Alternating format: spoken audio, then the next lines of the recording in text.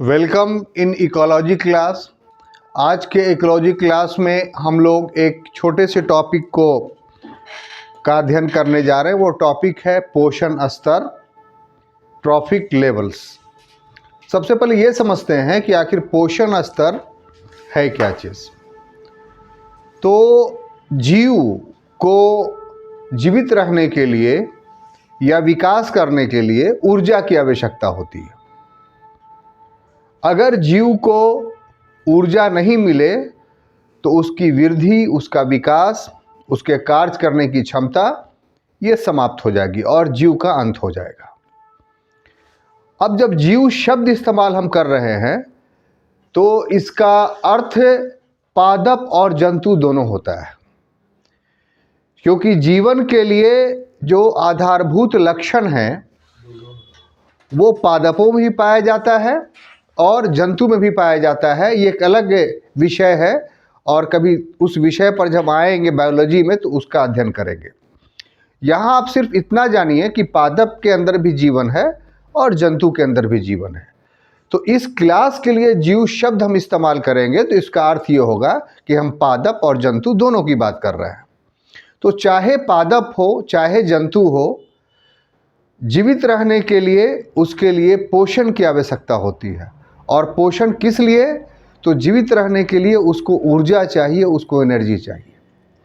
ये जो ऊर्जा है, ये एनर्जी है, ये दो कार्यों के लिए प्रयुक्त होता है। एक कि कोई भी जीव हो वो तत्काल उस ऊर्जा के माध्यम से अपने कार्यों को संपन्न करता है। जैसे आपको चलना है, आपको देखना है, तो ये सब आपके काम है। तो चलने, देखने, बात करने में भी ऊर्जा की आवश्यकता होती है। और साथ ही साथ जो कोशिका, जो मूलभूत इकाई है जीव का, चाहे पादप हो चाहे जंतु हो, तो उस मूलभूत इकाई के मरम्मत के लिए और नवीन कोशिकाओं के निर्माण के लिए भी ऊर्जा की आवश्यकता होती है। जो पूर्व के कोशिका हैं वो टूट फूट होती है तो उसकी मरम्मत भी होनी चाहिए। और साथ ही साथ उस जीव को विकास करना है, उसके आकार में वृद्धि होनी है, तो उसके लिए नवीन कोशिकाओं का निर्माण भी होना चाहिए। तो उसके लिए भी ऊर्जा की आवश्यकता होती है। बात समझ में आई? तो इस प्रकार से ऊर्जा जिस चीज से मिलता है उसको बोलते हैं पोषण, न्यूट्रिशंस। और ऊर्जा का जो स्तर होता है, पोषण का जो स्तर होता है, उसी को हम लोग पोषण स्तर या ट्रॉफिक लेवल बोलते हैं।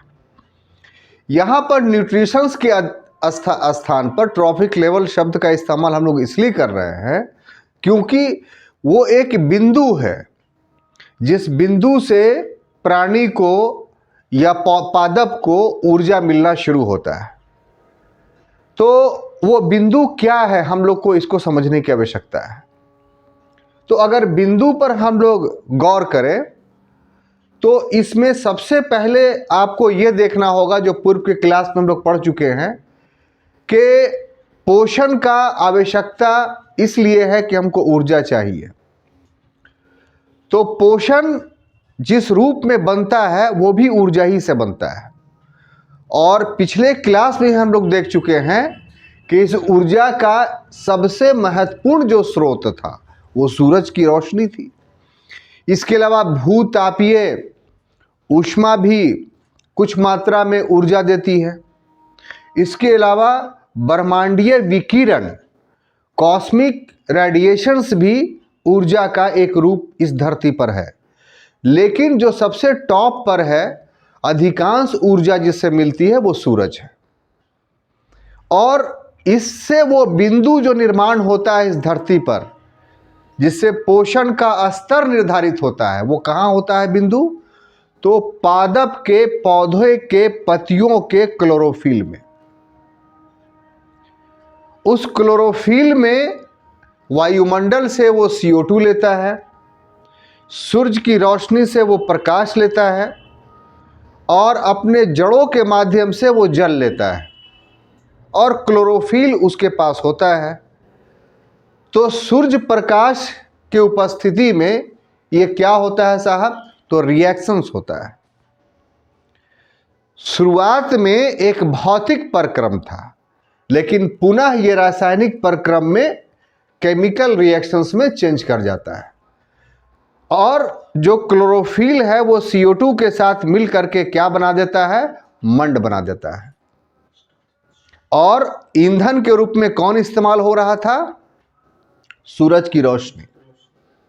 तो इस प्रकार से ये चारों चीज मिल करके अंत में क्या बनता है? फिर 3 चीज बन जाते हैं। एक ऑक्सीजन बनता है, दूसरा जलवाष्प बनता है, और तीसरा स्टार्च या मंड बनता है। तो ऑक्सीजन और जलवाष्प पत्तियों के माध्यम से निकल गया, और जो मंड हुआ वही रह गया। तो वही वो बिंदु है जहां से पोषण स्तर का निर्माण होता है। हमने कहा था कि एक्चुअली में क्या है, तो इसको गौर से देखिए। तो अगर आहार श्रृंखला को हम लोग को समझना है, या पोषण स्तर को समझना है, तो उसमें क्या है कि आहार प्लस ऊर्जा, ठीक है। आहार में कुछ भी हम ले सकते हैं और उसका रूप ऊर्जा के रूप में होगा। तो इसका एक जीव से दूसरे जीव में जब स्थानांतरण होता है तो ये चैन के रूप में होता है। ये नहीं है कि एक बार हुआ फिर बंद हो गया। ये एक कर्मिक प्रक्रिया है। तो वो प्रक्रिया क्या होगी? श्रृंखलाबद्ध होगी। हाँ, सीक्वेंस में। तो वो जो सीक्वेंस होता है, वो जो श्रृंखला होता है, उसी श्रृंखला को हम लोग आहार श्रृंखला बोलते हैं। ठीक है। अब ये आहार श्रृंखला का जब निर्माण हो गया, कहाँ हुआ? तो पादप में हुआ वो बिंदु। तो अब उसको शाकाहारी जंतु से, उस पौधे को कौन खाएगा? तो कोई ना कोई जंतु खाएगा। तो उससे मांसाहारी जंतु में जो कन्वर्ट होता है, उसी से एक बिंदु का निर्माण होता है। और इस बिंदु में क्या होता है? तो ऊर्जा का संचरण होता है। और जैसे ही ऊर्जा का संचरण हुआ, तो इसी बिंदु को हम लोग पोषण स्तर यानी ट्रॉफिक लेवल बोलते हैं। दूसरे शब्दों में छात्रों, ट्रॉफिक लेवल वह बिंदु है जिस बिंदु पे ऊर्जा का संचार होता है। ट्रॉफिक लेवल वो बिंदु है, वो पॉइंट है जिस पॉइंट पे, जिस बिंदु पे ऊर्जा का संचार होता है। और अभी अभी हमने एग्जाम्पल्स दिया कि जो क्लोरोफिल जो उसके पत्तियों में रहता है, और वहाँ पर जो बिंदु है जहाँ पर ये केमिकल रिएक्शंस हो रहे हैं, वही उसका पोषण स्तर है। ठीक, क्लियर? अब देखिए कि ये जो पोषण स्तर है वो एक प्रकार का नहीं है। हमने तो आरंभिक जो पोषण स्तर था उसका एग्जाम्पल्स आपको दिया, लेकिन ये जो ट्रॉफिक लेवल्स है वो 4 लेवल पे डिवाइड होता है। यानी पोषणता का जो स्तर है वो एक स्तर पर नहीं है, बल्कि 4 स्तरों पर है। अच्छा, 5 कर देंगे, वो हो जाएगा। कैसे? देखिए, किताब में 4 ही लिखा हुआ था, लेकिन एक और उपयोगी है, तो वो हम आगे इसको समझाने के बाद अंत में बता देंगे। ठीक है। तो सबसे पहला स्तर हरे पौधे हैं। हरे पौधे को क्या बोलते हैं? उत्पादक, प्रोड्यूसर। और ये हरे पौधे किसी दूसरे से खाना नहीं खाते हैं, इसीलिए स्वपोषी कहलाते हैं, ऑटोट्रॉप्स कहलाते हैं। अब देखिए, ऑटोट्रॉप्स का मतलब ये हुआ कि अगर इस धरती पर हरे पौधे का अस्तित्व नहीं रहेगा तो फिर पोषण स्तर आगे बढ़ेगा ही नहीं। जो ट्रॉफिक्स लेवल है वो आगे नहीं बढ़ेगा, जो न्यूट्रिशंस का लेवल है वो आगे नहीं बढ़ेगा। इसीलिए हरे पौधे को उत्पादक, प्रोड्यूसर कहा गया। अब देखिए गौर से कि कितना हमारे लिए जरूरी है। सिर्फ ये नहीं कि हमको भोजन देता है, जो प्राणी है भोजन ग्रहण करने के बाद पौधे के जड़, कंद, मूल, तना, फल, पत्तियां, हर कुछ खाई जाती है। इसी रूप में हम खाते हैं उसको, पौधों को। तो इसके खाने के बाद सिर्फ ये नहीं है कि उस समय हमको ऊर्जा मिल गई,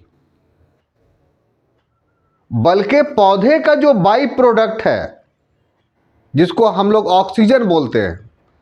तो पौधे ही का ऊर्जा का जो अंतर्ग्रहण किया, तो हमारे शरीर के अंदर ये ऊर्जा जो खंडित होगा, टूटेगा, उसके लिए ऑक्सीजन की आवश्यकता है। तो इस प्रकार से पौधे का मुख्य जो उत्पाद है मंड, वो तो हमारे लिए उपयोगी है ही है, लेकिन उस मंड के अंतर्दहन के लिए, कम्बिनेशंस के लिए या तोड़ने के लिए भी पौधे का जो बाई प्रोडक्ट है ऑक्सीजन, वो भी हमारे लिए जरूरी है। तो पादप या पौधे सिर्फ प्राइमरी नीड्स नहीं हमारा, इस प्राइमरी नीड्स के बाद उसके खाद्यान्न को खाने के पश्चात उसको पचाने के लिए या शरीर में ऊर्जा के रूप में उसको उसके संचार के लिए भी हमें पौधे के बाई प्रोडक्ट्स ऑक्सीजन की आवश्यकता होती है। तो इस प्रकार से पौधे दो रूपों में हमारे लिए महत्वपूर्ण है। पहला, ठेठ भाषा में कहा जाए तो ये हमको भोजन देती भी है, और दूसरा, भोजन को पचाने में सहयोग भी करती है। तो इतना महत्वपूर्ण है ऑटोट्रॉप्स यानी पादप। तो अगर इसके अस्तित्व को खत्म कर दिया जाए इस धरती पे, तो साइंस एंड टेक्नोलॉजी के जितने ऊंचाइयों तक आप पहुंच जाइए, अगर इसका अस्तित्व खत्म हो जाएगा तो फिर सारा चीज जो है धराशायी हो जाएगा। आप दवाइयों के माध्यम से, केमिकल चीजों के माध्यम से अपना जीवन नहीं चला सकते। तो आपके संसार का ये रौनक, आपके संसार में ये विलासिता की विभिन्न प्रकार की वस्तुएं या नवीन नवीन तकनीक के माध्यम से अपने जीवन को गतिशील बनाने के जितने उपागम आप अपनाए हुए हैं, जितने अप्रोचेज हैं, वो सब का बेस है पौधा। अगर पौधा ना हो तो आपके जीवन की ये जितनी रंगीनियां हैं वो एक सेकंड में काफूर हो जाएगा, समाप्त हो जाएगा। इकोलॉजी पढ़ने का मूल उद्देश्य यही है कि आज जो क्लास में आपको हम बता रहे हैं, ये जन जन तक सबके दिमाग में बैठ जाए, पहुंच जाए, ताकि हर व्यक्ति जो है पौधे के संरक्षण के लिए, सुरक्षा के लिए या उसके अनुकूल परिस्थिति बनाने के लिए प्रयत्नशील हो। अगर ऐसा नहीं होगा तो आने वाले समय में हम अपने विकास को या अपनी उन्नति को खुद बाधित कर रहे होंगे। यही वजह है कि सारे सेक्शंस में, यहाँ तक कि इंजीनियरिंग सेक्शन में भी अब इकोलॉजी की पढ़ाई होती है, सिर्फ सिविल सर्विस में ही नहीं होती है। इकोलॉजी की पढ़ाई अब हर व्यक्ति के लिए अनिवार्य हो गया है, स्कूलिंग से शुरू हो गया है इसका। उसके पीछे मूल कारण क्या है? तो यही जो ऑटोट्रॉप्स है, इसी का संरक्षण। अब देखिए कि ये तो पहला स्तर हो गया। दूसरा कि इस पौधे को जो खाएगा तो जंतु खाएगा, पौधे को पौधा नहीं खाएगा, इसलिए हर पौधा ऑटोट्रॉप्स है। क्लियर? तो पौधे को जब भी खाएगा, कौन खाएगा? जंतु खाएगा। तो ऐसा जंतु जिस सिर्फ पौधे पर ही डिपेंड रहे, तो उसको हम लोग शाकाहारी बोलेंगे, इंग्लिश में बोलेंगे हर्बीवोरस। क्लियर? तो ये हमारा प्राइमरी कंज्यूमर कहलाएगा। जो साग सब्जी खा करके जीवित रहने वाला प्राणी है, जंतु है, वो प्राइमरी कंज्यूमर कहलाएगा, और उसको हिंदी में शाकाहारी और इंग्लिश में हर्बीवोरस बोलेंगे। क्लियर? अब ऐसा भी है कि जो पौधे को नहीं खाएगा बल्कि जो प्राथमिक उपभोक्ता है उसको खाएगा, यानी मांस को खाएगा। तो ये जो मांस को खाएगा वो सेकंड कंज्यूमर कहलाता है, और इसको हम लोग मांसाहारी या कार्निवोरस बोलते हैं। इसके बाद एक और लेवल है जो यहां पर हमने छोड़ दिया, वो भी पूर्ण मांसाहारी है। उसको जैसे शेर, तो शेर क्या है कि शेर का मांस कोई नहीं खाएगा, लेकिन शेर घास भी नहीं खाएगा। वो जब भी खाएगा तो मांस खाएगा। तो वो ऐसा मांसाहारी है कि जो सबसे तीव्र मांसाहारी, यानी टॉप पे, सर्वोच्च मांसाहारी उसको माना जाएगा। तो शेर के लिए एक अलग क्लाउज था, इसी से हमने 5 लिख दिया। और फिर अंत में तृतीय उपभोक्ता, थर्ड कंज्यूमर, हम लोग उसको बोलेंगे जो साग सब्जी और मांस दोनों खाता है, और उसमें उसको क्या बोलते हैं, सर्वहारी, ऑम्निवोरस, और मनुष्य इसी के अंतर्गत आता है। इसीलिए आप गौर से देखिएगा कि शेर है तो उसके जो दांत है वो निकले हुए रहते हैं। क्यों? क्योंकि चीरने के लिए। मनुष्य को भी गौर से आप देखिए तो उसके भी दांत शेर के तरह नहीं, लेकिन आगे वाला जो दांत है दोनों, वो पीछे वाले और आगे वाले दांत से थोड़ा निकला हुआ रहता है। और फिर चबाने के लिए आवश्यकता होती है तो जो पीछे वाले दांत होते हैं वो चौड़े होते हैं। तो ये क्यों? ये खाद्य श्रृंखला का परिणाम है। जो हमारे मुंह के अंदर दांतों की संरचना है, यह विभिन्न जीवों की संरचना है। जैसे गाय भैंस है तो वो मांस नहीं खाता है, तो वो क्या करता है, पूरा खाना जो है वो अपने पेट में पहले ले जाएगा, और उसके बाद क्या करेगा, तो धीरे धीरे निकाल कर करके उसको चिबाता रहेगा। उसको बोलेंगे हम लोग जुगाली करना। तो हर प्राणी के खाने के वस्तु अलग अलग हैं, तरीके अलग अलग हैं। तो इस तरीके से 4 या 5 पोषणों का स्तर है। अब देखिए, इस पोषण स्तर से 2 शब्दावलियों को हम लोग को समझना है। एक शब्दावली हमारा है खाद्य श्रृंखला यानी फूड चैन, ठीक है, और दूसरा शब्दावली है हमारा खाद्य जाल यानी फूड वेब। थोड़ा सा डिफरेंस है, और उसको आज के क्लास में अगर हम लोग क्लियर कर लेंगे तो फिर हमेशा के लिए बातें याद रहेंगी कि खाद्य जाल क्या है और खाद्य श्रृंखला क्या है, यानी फूड चैन क्या है और फूड वेब क्या है। एक सिंपल सी बात है कि अगर कोई जीव है, वो एक ही जीव को अपने खाद्य पदार्थ के रूप में यदि प्रयुक्त करता है, यानी सिर्फ एक ही पर डिपेंड रहता है, दूसरे प्राणियों को खाद्य पदार्थ के रूप में वो प्रयोग नहीं करता है, और ये एक श्रृंखला में आबद्ध होता है, तो उसी को हम लोग खाद्य श्रृंखला बोलेंगे। जैसे उदाहरण के लिए सिंपल सी बात कि सबसे प्राथमिक उत्पाद तो ऑटोट्रॉफ घास हो गया, इसमें कोई दिक्कत तो ही नहीं। अब घास को कौन खा रहा है? टिड्डा खा रहा है, ठीक है। टिड्डा सिर्फ घास ही खाएगा और कोई दूसरा चीज नहीं खाएगा, ठीक है। टिड्डा को मेंढक खा रहा है, ठीक है, तो मेंढक सिर्फ टिड्डा ही को खाएगा, ठीक है।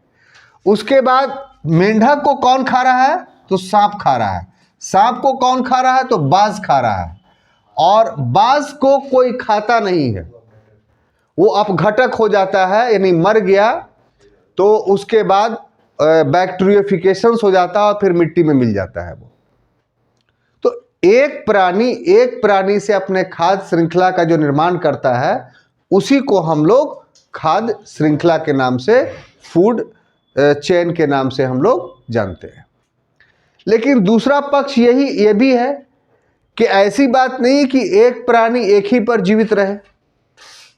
एक प्राणी अगर विभिन्न प्राणियों पर जीवित रहे, यानी विभिन्न प्राणियों को अपने खाद्यान्न के रूप में प्रयुक्त करे, और फिर उस प्राणी का जिसका खाद्यान्न के रूप में प्रयोग कर चुका वो भी किसी दूसरे प्राणी के खाद्य के रूप में इस्तेमाल हो जाए, और एक नहीं बल्कि 2-3 प्राणियों को खाद्य के रूप में प्रयुक्त हो जाए, तो इससे क्या बनता है? इससे बनता है कि एक जो खाद्य श्रृंखला है उसमें बहुत सारी खाद्य श्रृंखलाएं आपस में मिल जाती हैं।